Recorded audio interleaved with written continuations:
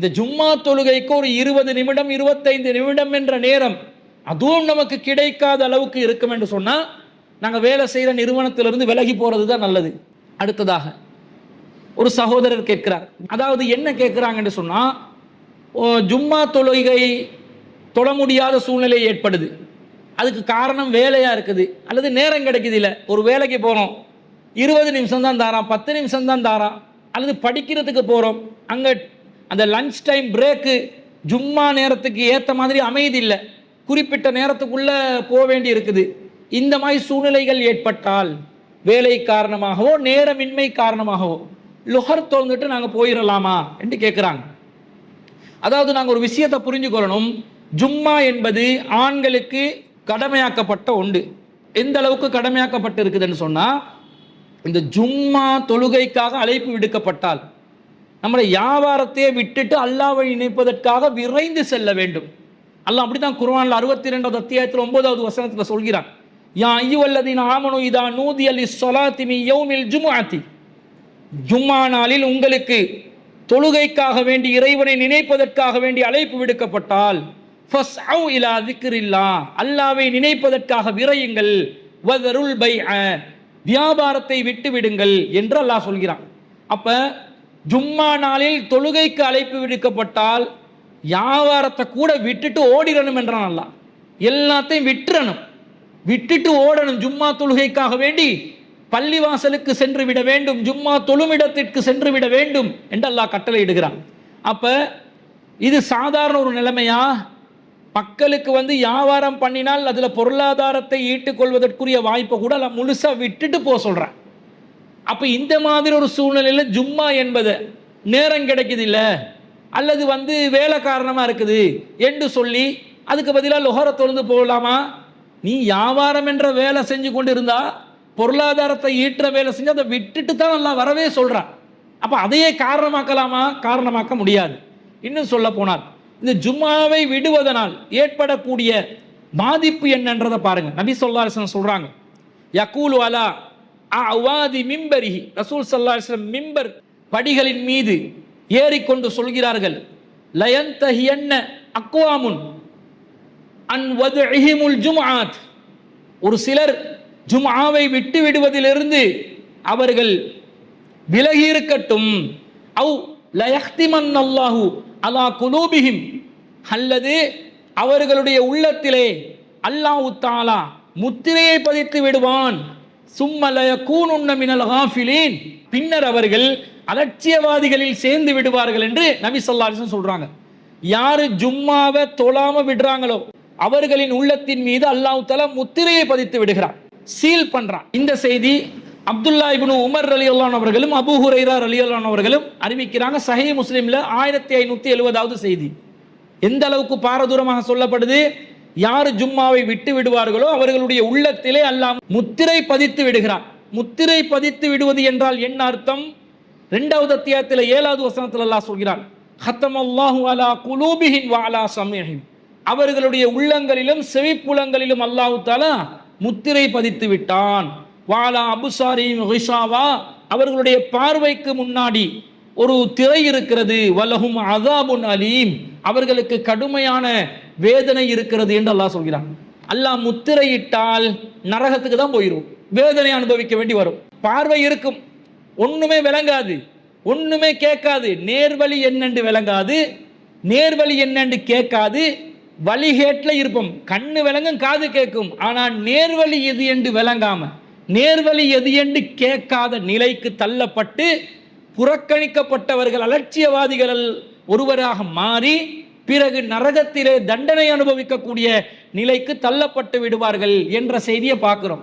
அப்போ வேலைக்காரன் நேரம் இல்லைன்னு சொல்லி ஜும்மாவை விட்டா சீல் மைண்ட்ல நின்றும். அதனால கவனமாக இருக்க வேண்டும். அடுத்ததாக நபி ஸல்லல்லாஹு அலைஹி வஸல்லம் சொல்றாங்க, ஜாமியு திர்மிதியில 460வது செய்தி. இந்த செய்தியை அபுல் ஜஅத் என்று சொல்லக்கூடிய நபி தோழர் அறிவிக்கிறார்கள். கால ரசூலுல்லாஹி ஸல்லல்லாஹு அலைஹி வஸல்லம், ரசூலா சொன்னாங்க, மன் தரக்கல் ஜும்ஆத தலாத மர்ராத்தின், யார் 3 ஜும்ஆக்களை விட்டு விடுவார்களோ, தஹாவுனன் பிஹா, வேண்டுமென்றே விட்டு விடுகிறார்களோ, அலட்சியமான போக்குல விட்டு விடுகிறார்களோ, தப அல்லாஹு அலா கல்பிஹி, அவர்களுடைய உள்ளத்தில் அல்லாஹ் முத்திரையிட்டு விடுவான். அப்ப அலட்சியப்படுத்தி ஒரு முன்னேற்பாடு எதுவுமே செய்யாம கவனம் இல்லாம போனா போட்டும் என்ற மாதிரி போங்கல யாரு ஜும்மாவை விடுறாங்களோ அவர்களுக்கு அல்லாஹ் தாலா அவங்களோட உள்ளத்தில் அல்லாஹ் முத்திரையிட்டு விடுவான் என்று இந்த செய்தியில அந்த முத்திரையிடப்படுவது எப்படி நடக்குது என்றது அல்லாஹ்வின் தூதர் விளக்குறாங்க. அதாவது ஜும்மா நேரத்தில் ஒருத்தர் முயற்சி செஞ்சு ஜும்மாவுக்காக வேண்டி வருவதற்கு எல்லா ஆயத்தங்களையும் முன்னேற்பாடுகளையும் செஞ்சு அவருக்கு அதுல கலந்து கொள்ள கிடைக்காட்டி இந்த நிலை வராது. அதே நேரத்தில் ஒருத்தர் அலட்சிய போக்குல இந்த கொஞ்ச நேரத்தில் போயிட்டு வரதா இருந்தால் ரொம்ப சிரமமாகிறது, அது சரிப்பட்டு வராது. ஒரு நிறுவனத்தில் வேலை பார்க்குறாரு, ஜும்மா தொழுறதுக்கு விட மாட்டேன்றான், அதுக்குரிய மத உரிமை இது எனக்கு வேணும் என்று சொல்லி போராடி அந்த உரிமையை பெற்றுக்கொள்ளாம இந்த நேரத்தை நான் ஈவினிங் டைம்லையாவது கவர் பண்ணி தாரேன்னு வாதிடாம அங்க சொல்லிட்டாங்க அதனால இருக்கிறோம் என்று சொல்லி அலட்சியமா இருந்தாங்கன்னு வைங்க, அவர்களுடைய உள்ளத்துல அல்லாஹ் தஆலா முத்திரையிடுவான். பணிபுரியக்கூடிய இடத்துல முதலாளிமார்கள் அந்த நிர்வாகத்தில் இருப்பவர்கள் அவங்க இந்த பாரதூரம் புரியாம சொல்லலாம், முஸ்லிம்களாக நாங்கள் இதனுடைய பாரதூரத்தை புரிய வேண்டும், புரிந்து அதற்கான அந்த நேரத்தை ஒதுக்கி அதற்குரிய வேலைகளை செய்யணும், அலட்சியமாக இருக்கக்கூடாது. சரி, ஒருத்தருக்கு நோய் ஏற்படுது, கடுமையான நோய் ஏற்படுது, ஜும்மாவுக்காக வேண்டி வர முடியாத சூழ்நிலை. அதே போன்று இன்னும் சில பேர் பயணத்தில் இருப்பாங்க, அப்ப பயணிகளா இருந்தா அவங்களுக்கு ஜும்மா கடமை கிடையாது, அந்த மாதிரி ஒரு சூழ்நிலை. அல்லது பள்ளிவாசல் இருக்குது, அதே நேரத்தில் ஜும்மாவும் நடக்குது, ஆனால் வெளியேறி வர முடியாத அளவுக்கு கடுமையான மழை புயல் காற்று வீசுது, வெளியேறினா ஆபத்தா இருக்கும், வெளியே வந்து பயணிக்க முடியாத நிலை இருக்குது.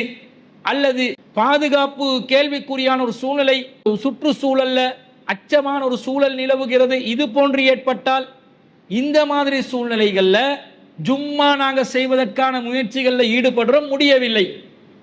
அந்த மாதிரி ஒரு சூழல் வந்து அப்ப லுஹர தொழுந்து கொள்ளலாம். ஆனா இந்த ஜும்மா தொழுவதற்காக வேண்டி 40 பேர் அவசியம் என்றெல்லாம் சொல்லுவாங்க, 40 பேரெல்லாம் அவசியம் கிடையாது. ஜமாத்தை பொறுத்தளவுல 2 பேர் சேர்ந்தா ஜமாத்து தான். ஜும்மா என்று சொல்வதும் ஊர் மக்கள் ஒன்று சேருவது, ஊர் மக்கள் ஒன்று சேர முடியாத சூழ்நிலை ஏற்படுதா, ஒரு குடும்பத்தின் சார்பாக கூட 4 பேர் இருக்கிறாங்க என்று சொன்னா 2 பேர் இருந்தாலே ஜமாத்து நடத்தலாம். இப்ப 4 பேர் இருக்கிறாங்க, ஒரு ஜும்மா ஒரு உரையை நிகழ்த்தி 2 ரக்காத் தொழுவிக்கக்கூடிய அந்த நிகழ்வை செய்து முடிக்கலாம். வெளியேற முடியாம இருக்குது, உடனே லுஹர் என்ற முடிவுக்கு வராம குடும்பம் சார்பாக கூட அந்த ஜும்மாவுடைய காரியத்தை நிறைவேற்றுவதற்கான அந்த சூழலை ஏற்படுத்த அப்படி முடியலையா, அந்த மாதிரி சூழ்நிலையில லுஹரை தொழுதால் அல்லாஹ் தஆலா அதை குத்தம் பிடிக்க மாட்டான். அதை விட்டுட்டு ஜும்மாவை வந்து அலட்சியமான போங்குல நாங்கள் விட்டுவிடக் கூடாது. எனவே நேரம் என்பது நமக்கு கிடைக்காமல் இருக்கலாம். இந்த ஜும்மா தொழுகைக்கு ஒரு 20 நிமிடம் 25 நிமிடம் என்ற நேரம் அதுவும் நமக்கு கிடைக்காத அளவுக்கு இருக்கும் என்று சொன்னா நாங்க வேலை செய்யற நிறுவனத்திலிருந்து விலகி போறது தான் நல்லது. இந்த ஜும்மாவை பால்படுத்தி கொண்டு அந்த மாதிரி ஒரு வேலை தேவையா, அந்த மாதிரி ஒரு பொருளாதாரம் நமக்கு தேவையா, தேவையில்லை. ஆனால் இங்க முஸ்லிம் அல்லாதவர்கள் யாரு இருந்தாலும் மத ரீதியான ஒரு கடமை என்று வரும்போது அதற்கு முக்கியத்துவம் கொடுப்பாங்க. நாங்க தான் அதை பேசி அந்த நேர காலங்களை ஒதுக்கி கொள்ள வேண்டும். அப்படியே தர முடியாது என்று சொன்னா அல்லாஹ்வுடைய கட்டளை ஃபஸ்அவு இலா திக்ரில்லா, அல்லாஹ்வை நினைப்பதற்கு விரையணும், வதருல் பை, வியாபாரத்தை விட்டுருங்க, வியாபாரத்தை அல்லாஹ் விட்டுற சொல்றான். அப்படி ஜும்மாக்கு வர இயலாத அளவுக்கு உங்களுக்கு நிறுவனம் வேலை செய்யும் நிறுவனம் உங்களை தடுக்குதுன்னா நீங்க அந்த நிறுவனத்திலிருந்து ஒதுங்கிறது தான் உங்களுக்கு மார்க்கத்தில் தீர்வே தவிர வேலை செய்யணும் பொருளாதாரத்தை இட்டும் அதுக்காக ஜும்மாக்கு பதிலாக லுஹர தொழுந்து கொண்டு போகணும் என்றது மார்க்கம் உங்களுக்கு தீர்வாக சொல்லாது என்பதை அந்த கேள்வி கேட்ட சகோதரருக்கு நாம் பதிலாக பதிவு செய்து கொள்கிறோம்.